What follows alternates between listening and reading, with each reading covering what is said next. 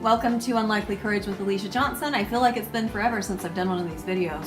So as promised, I'm reporting about my TAPS seminar. I went to San Diego and I'd been planning it for about 6 months or so. As soon as I heard about it, I'm like, okay, yeah, what's there not to love, what's there not to be excited about? So I'm gonna kind of break it up into two parts. This first one, or this might be the second one, I'm not sure. Anyway, I'm going to be sharing my vlog here, some really cool things that happened and why I love it. And then another part is going to be something that I learned that was really a big deal, for me anyway. It goes into, like, one of my biggest things, as a lot of you know by now, is emotional eating, and you know, why I can struggle with that. I mean, you know, it's been a thing pretty much my whole life, and I learned why, like, physiologically what causes it, and it was incredible. And so I'm going to make that into another video. And like, two of the classes that I attended at the TAPS seminar, they answered those questions and it was amazing. So started out, I was like working on my book and stuff like that. Oh, and see, here's my TAPS shirt, Tragedy Assistance Program for Survivors. In case you don't know what, I'm a fan, and you will see why, or maybe it's so cool. Like, I had been sick up until then, and as soon as I got down into beautiful San Diego, oh my gosh, sickness, what's that? I love San Diego. It's crazy expensive to live there, but it's awesome. So, my wonderful friend Patricia, she had a car, and we went to the resort and everything.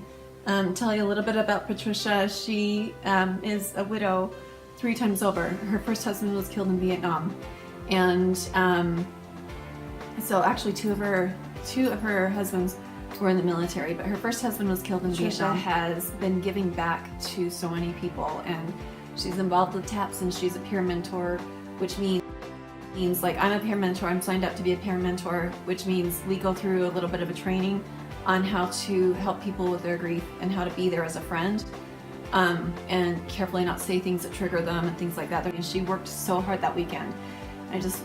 She's amazing. And then I get to the resort, and my brother Burr had been there since 7 o'clock that morning or something, and he knows how to vacation. He knows how to, like, get out and have fun. So instead of just hanging out and enjoying the sunshine, I think he went swimming in the ocean, and he got fish tacos, and he rode a roller coaster and all this other stuff. My brother is he knows how to have fun.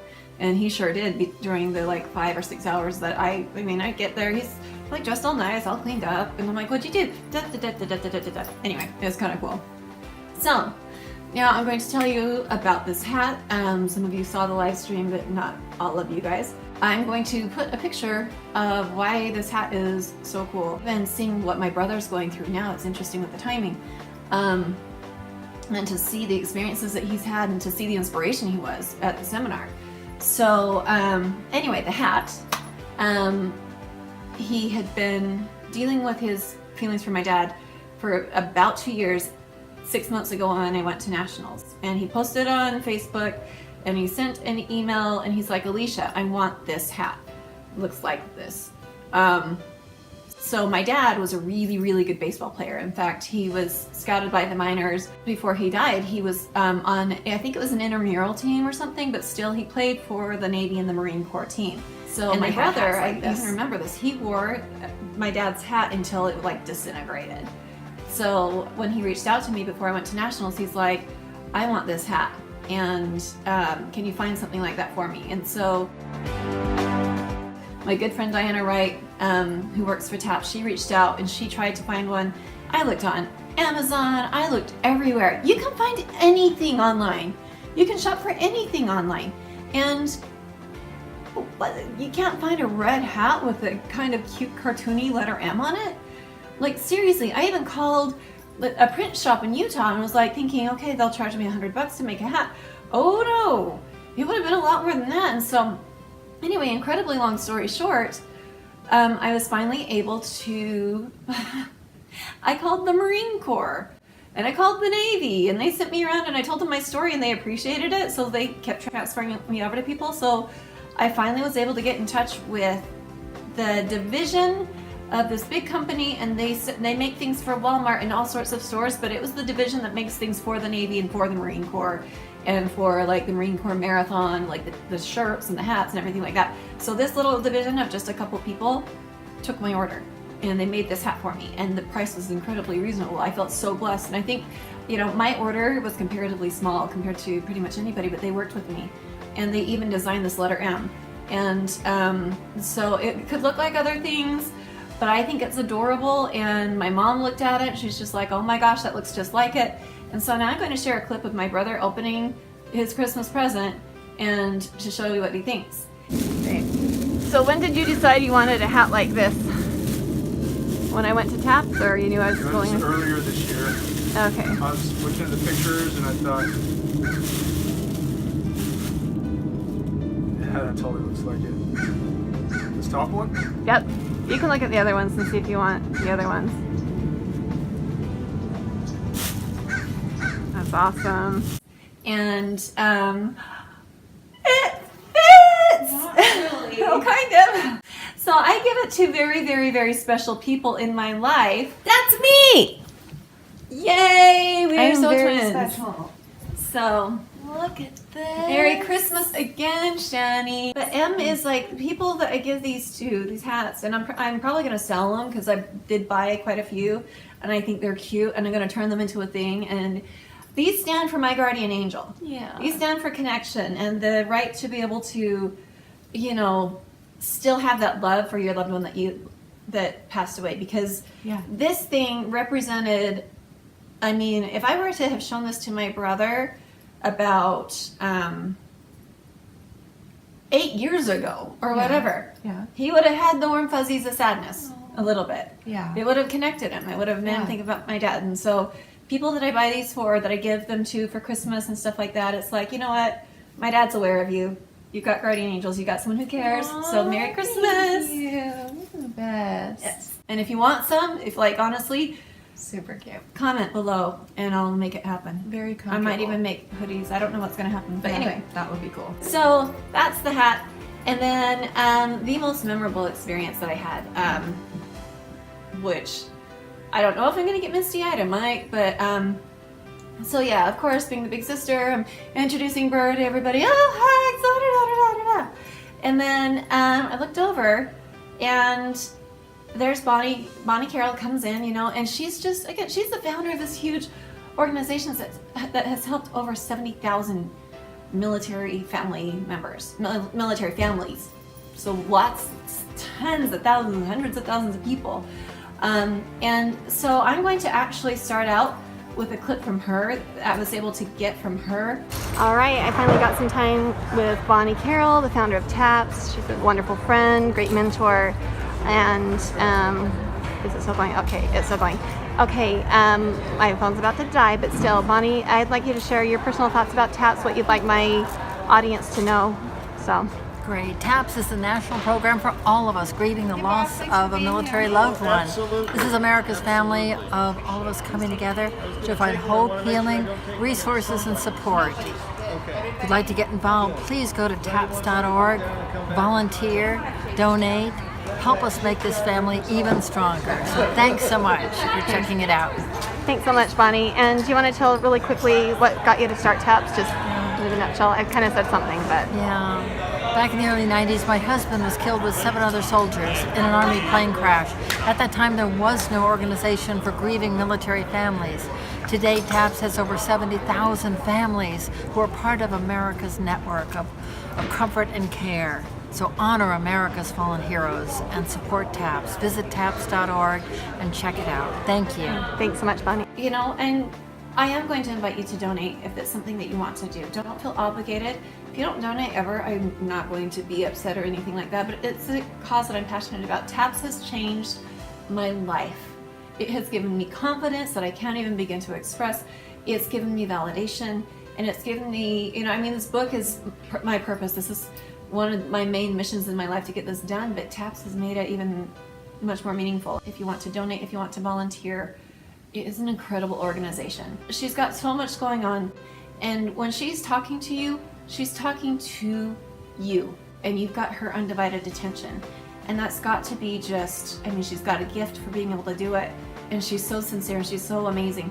But like at the same time, it's like when I see her talking to somebody else or I see her walking, I like to make sure that I don't try to get her attention, you know, just because I do cherish the conversations that we're able to have. So anyway, took my brother over. He'd gotten his plate of food. I'm like, there's Bonnie, let's go see. I need to get something done and go do it. So she's standing at the door. I go over, she gives me a big hug and I introduce her to my brother. She's like, we love your sister. And the next thing you know, like I take a picture of them, click, here's the picture, see, look how happy and cute they are. I turn my back and then I look over and my brother is crying. He's spilling his guts. He's telling his story. He's telling like the most spiritual, beautiful, sacred experience that he had that connected him to our dad. And it was the most incredible thing. I was tempted for about 0.2 seconds to video, but I'm like, that's too sacred. It's way too sacred of a moment. So enjoy these pictures that I'm showing you slowly here.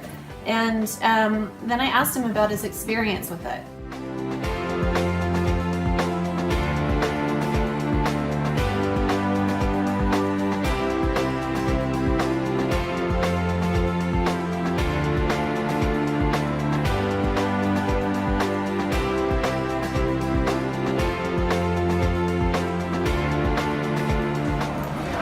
Okay, so I'm recording my brother at the airport because we found out our gates are not next to each other and we gotta take off. So tell me about your experience with TAPS, your opinion, just really quick. Yeah, so first night, get there, we're at dinner. You introduced me to Bonnie, the person who started all of this. Who lost her husband in the service years ago. Anyway, so I go up to her, she looks busy, I don't want to intrude, and she just looked at me, she kind of held my arm, and the way that she looked at me, it was an open invitation for me to share with her. Even then I was a little tentative. When I kind of held back a little bit, she just stood there and she waited, and it was like a genuine love and care, right? It's very rare, but a loving thing to do. For someone who's been there and to listen, and she just I couldn't help but it just came out, and after sharing it, she held me for a minute, and it was I think it was what I needed, Awesome. Especially as men, we tend to kind of feel like we can't really open up, but yeah, she's a remarkable person. I think she's probably saved a lot of lives and relieved a lot of suffering, so. Awesome. Did you enjoy the retreat? Are you impressed with TAPS? Oh yeah, I mean what I anticipated, what I hoped I'd be able to do there, that came to fruition and then some. Awesome. So yeah. And as since you were a baby when Dad died, what's your opinion on childhood grief and what needs to be done moving forward? So when you're a kid, at least in my case, you grow up not really being aware. You think that you were young, you didn't really have a lot of time to really get to know your parent, and so there's never a direct connection with the impact that that has or will have on your life until much later, right? Mm-hmm. So it takes some work to really uncover that stuff and to deal with it, but you confront and deal with it when the need arises, whenever it just kind of happens organically. But I think with the program that they have, being able to study and understand and kind of address some of the issues that maybe I would have been able to cope better and deal with as a child, that can make all the difference. Awesome. So. Awesome. Yeah. And you're feeling, as far as like in your grief process, you already feel like you're in a better place, right? Than you were. Oh, for sure. Yeah, I mean, I think the work that you got to do is just talking about it, and it lets you process things, and yeah, okay. and that's what they provide. So. Awesome. Love you so much. Thanks for. Okay. The whole weekend was awesome. He touched lives. We were able to meet people. It was just an incredible experience. And so, I really don't think I need to say much of anything else. And so watch my little kind of jumbled blog and enjoy. And so, yeah, I mean, Nationals was amazing. This was a different experience as well. Again, I learned things I desperately needed to know. And then I went home and I came home to the freezing cold and my dogs and things like that, and things are good, but with a renewed sense of, okay, you know, here's more things that I need to do. Oh, so there's this couple there, and their son took his life, and you know, they were, when I first saw them, and Pamela was able to, she connected with them as well.